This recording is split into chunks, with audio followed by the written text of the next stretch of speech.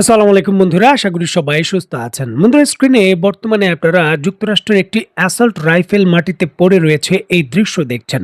এটি অস্বাভাবিক দৃশ্য নয়, তবে একবার চিন্তা করুন এই ধরনের দৃশ্য যদি আপনি ভূমি থেকে ৫৫৪ কিলোমিটার উপর থেকে পরিষ্কারভাবে দেখেন, তাহলে বিষয়টা কীরকম। যুদ্ধক্ষেত্রে এই ধরনের সুবিধা পুরো যুদ্ধক্ষেত্রের মোড় পাল্টে দেয়, তা হারে হারে এখন ইরান যুদ্ধে টের পাচ্ছে যুক্তরাষ্ট্র। স্ক্রিনে বর্তমানে আপনারা যে স্যাটেলাইটটির দৃশ্য দেখছেন, এই স্যাটেলাইটটির নাম হলো TEE-01B।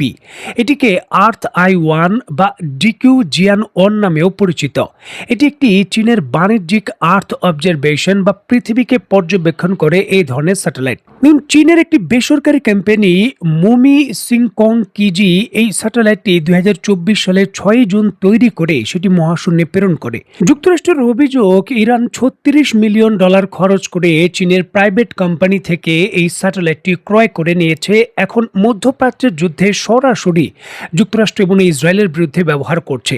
এখানে বলে রাখা ভালো, ইরানের কাছে বর্তমানে কিছু আধুনিক স্যাটেলাইট রয়েছে, নূর ভেরিয়েন্টের বা অন্যান্য ভেরিয়েন্টের। তবে ইরানের স্যাটেলাইট থেকে অনেক গুণ বেশি শক্তিশালী চীনের এই স্যাটেলাইট। উদাহরণস্বরূপ, ইরানের স্যাটেলাইটগুলো মহাশূন্য থেকে ভূমির ১২ মিটারের বস্তুর ছবি আলাদা করতে পারে, ১২ মিটারের বস্তু আলাদা করতে পারে, যেখানে চীনের এই স্যাটেলাইটগুলো ৫৪৫ কিলোমিটার দূর থেকেই ভূমির ভেতর মাত্র ০.৫২ বা ১৬ ইঞ্চির যে বস্তু রয়েছে তাকেও আলাদাভাবে শনাক্ত করতে পারে। যুক্তরাষ্ট্রের কোনো সোলজার যদি মাটিতে একটি অ্যাসল্ট রাইফেল রেখে যায়, এই স্যাটেলাইটটি মহাশূন্য থেকে সেই অ্যাসল্ট রাইফেলের অবস্থানও শনাক্ত করতে পারবে। এতটা শক্তিশালী, এবং এই স্যাটেলাইটগুলো ১৮ কিলোমিটার চওড়া ধরে পৃথিবীর একটা পাথ খেয়ে সে কমপ্লিট করতে পারে। মানে ১৮ কিলোমিটার এরিয়া সে এইভাবে শনাক্ত করতে পারবে, এবং দিনে ১৪ থেকে ১৫ বার সে পৃথিবীকে প্রদক্ষিণ করে। মানে ৯৬ মিনিটের মধ্যে একবার ঘাঁটির রিয়েল টাইম আপডেট পাওয়া যায়। দেখুন, এই স্যাটেলাইটটি ইরানের সামরিক সক্ষমতা রাতারাতি অনেক গুণ বৃদ্ধি করে দিয়েছে। ইরানের বিভিন্ন ধরনের ড্রোনগুলোর সক্ষমতা, যেখানে সুনির্দিষ্ট আক্রমণ করার ক্যাপাবিলিটি অনেকটাই কম ছিল, এই স্যাটেলাইটের কারণে ইরান এখন নিখুঁতভাবে সেখানে হিট করতে পারে। এছাড়াও যুক্তরাষ্ট্রের সামরিক উপকরণগুলো কোথায় কোন অবস্থানে একেবারে এক্স্যাক্টলি রয়েছে তাও ইরান বসে বসে নির্ধারণ করতে পারে। তার বিভিন্ন ধরনের মিসাইলগুলো দিয়ে সুনির্দিষ্টভাবে ওই স্থানে অ্যাটাক করতে পারে, এবং অ্যাটাক করার পর সেই টার্গেটে হিট করে কি পরিমাণ ক্ষয়ক্ষতি হয়েছে সাথে সাথে এই স্যাটেলাইটের মাধ্যমেও তারা শনাক্ত করতে পারে এবং মূল্যায়ন করতে পারে। দেখুন, এটি একটি নজিরবিহীন ঘটনা। আকাশে অ্যাক্টিভ অবস্থায় থাকা কোনো স্যাটেলাইট এইভাবে কোনো দেশের কাছে বিক্রি করেছে, এটা নজিরবিহীন। তবে চীন ইরানকে সহযোগিতার জন্য এই স্যাটেলাইট বিক্রি করেছে, তাদের প্রাইভেট কোম্পানি বিক্রি করে দিয়েছে, যার জন্য যুক্তরাষ্ট্র চীনের উপর প্রচণ্ডভাবেই ক্ষুব্ধ। কারণ এর কারণে যুক্তরাষ্ট্রের যত গোপন ধরনের স্ট্র্যাটেজি রয়েছে সেটা বাস্তবায়নের পূর্বেই ইরান এখন জেনে যাচ্ছে।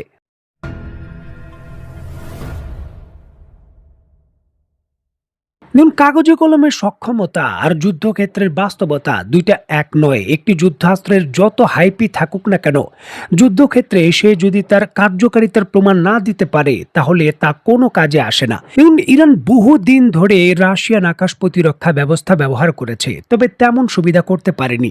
তবে নতুন করে চীনের কিল চেইন যখন যুক্ত করেছে, এইবার তারা বড় সফলতা পেয়েছে। যুক্তরাষ্ট্রের F-35 হামলা করতে তারা সক্ষম হয়েছে। F-15, F-16, এমনকি F-18 হর্নেট বিমান ভূপাতিত হওয়ার ঘটনাও ঘটেছে। কিন্তু সার্বিক পরিস্থিতি যখন এই জায়গায়, তখন চীন ঘোষণা দিয়েছে ইরানের সঙ্গে বা মিত্র দেশের সঙ্গে তাদের J-10C বিক্রির যে ধরনের চুক্তি হবে, সেই J-10C যুদ্ধ বিমানগুলো চীনের যত ধরনের কিল চেইন সিস্টেম রয়েছে, রাডার সিস্টেম রয়েছে, সেটা ৫,০০০ বা ১০,০০০ কিলোমিটার রেঞ্জের রাডার সিস্টেম, সকল কিছুই J-10Cর জন্য উন্মুক্ত থাকবে। মানে যেই দেশই এই বিমান ক্রয় করুক না কেন, চীনের এই সিস্টেমগুলোর ডাটা লিঙ্কের মাধ্যমে সকল তথ্য লাইভ আপডেট পাবে। আর এক্ষেত্রে বলা হচ্ছে যে এই বিমানগুলো আকাশে উড়ন্ত ট্যাঙ্কের পাশাপাশি এখন রাডার সিস্টেমও হতে চলেছে।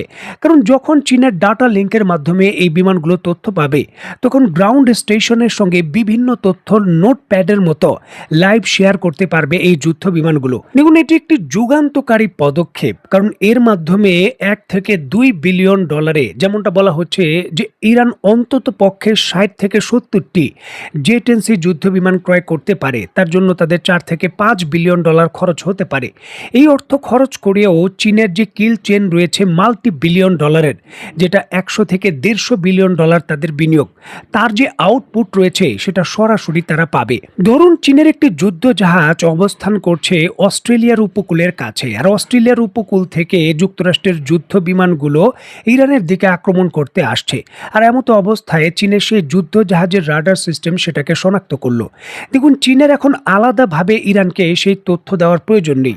যদি ইরানের কাছে জে-10সি থাকে আকাশে উড়ন্ত অবস্থায়, সেই রাডার সিস্টেমের মাধ্যমে লাইভ লোকেশন সেই যুদ্ধ বিমানগুলোর তারা পেয়ে যাবে। এমনকি এই যুদ্ধ বিমানগুলো যদি লং রেঞ্জের 2 থেকে 2,500 কিলোমিটার রেঞ্জের কোনো মিসাইলও ব্যবহার করে, সেই মিসাইল ফায়ার করার পর এই যুদ্ধ বিমানের সেই মিসাইলকে আর গাইডেন্স দিতে হবে না, সেই কিল চেইন অটোমেটিকলি সেই মিসাইলকে গাইডেন্স দেবে। মানে এক্ষেত্রে চীনের শক্তির একটি বড় যে সহযোগিতা এই কিল চেইন জে-10সি এর মাধ্যমে কিন্তু পাওয়া যাবে।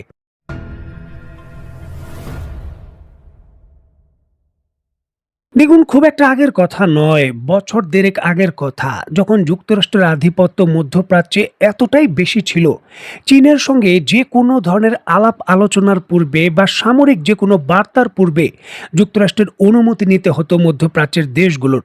তারা কিন্তু যুক্তরাষ্ট্রকে অসন্তুষ্ট করে কোনো ধরনের পদক্ষেপ চীনের সঙ্গে নিত না। এমনকি বলা হয় যে বিভিন্ন ধরনের প্রযুক্তিগত সক্ষমতার যেই সকল ক্যাটাগরি তৈরি হয়েছে, তাও যুক্তরাষ্ট্রের প্রত্যক্ষ সমর্থনে বা অনুমতি নিয়েই হয়েছে। তবে ইরানের এই যুদ্ধ সেই সমীকরণ যেন পাল্টে দিয়েছে।